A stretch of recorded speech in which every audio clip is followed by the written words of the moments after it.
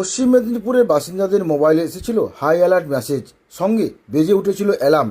সেই আশঙ্কা সত্যি করেই এদিন বিকেলে পশ্চিম মেদিনীপুরে বাজ পড়ে মৃত্যু হলো 3 মহিলা সহ মোট 4 জনের।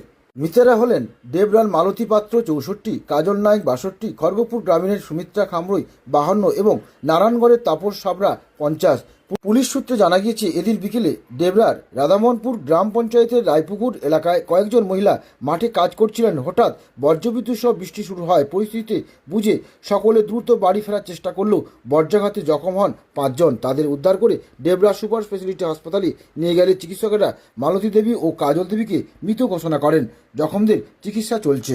অন্যদিকে নারায়ণগড়ের ঠেঙ্গামারা এলাকায় মাঠে কাজ করার সময় বাজ পড়ে মৃত্যু হয় তাপস সাবরা 50 নামে এক ব্যক্তির। তড়িঘড়ি তাকে উদ্ধার করে মগরামপুর প্রাথমিক স্বাস্থ্যকেন্দ্রে নিয়ে গেলে চিকিৎসকরা মৃত বলে ঘোষণা করেন। অপর ঘটনাটি ঘটে খড়গপুর লোকাল থানার বরগাই গ্রামে। বাড়ি ফেরার পথে বাজ পড়ে মৃত্যু হয় সুমিত্রা খামরুই 50 নামে এক মহিলার। তার দেহ ময়নাতদন্তের জন্য পাঠানো হয়েছে মেদিনীপুর মেডিকেল কলেজ ও হাসপাতালে। বৃহস্পতিবার বাকিদেরও ময়নাতদন্ত হবে বলে পুলিশ জানিয়েছেন। ব্যুরো রিপোর্ট, বাংলা সংবাদ।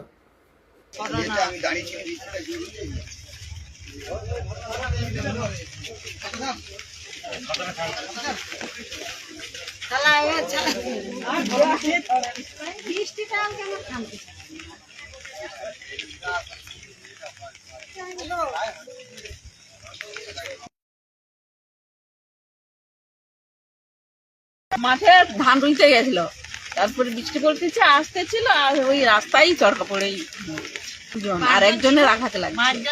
5 জন ছিল 3 জন আমাদের ঘরে গেছে। এই তো ওই রাধামোহনপুর দক্ষিণ। আমার নাম পুলমা।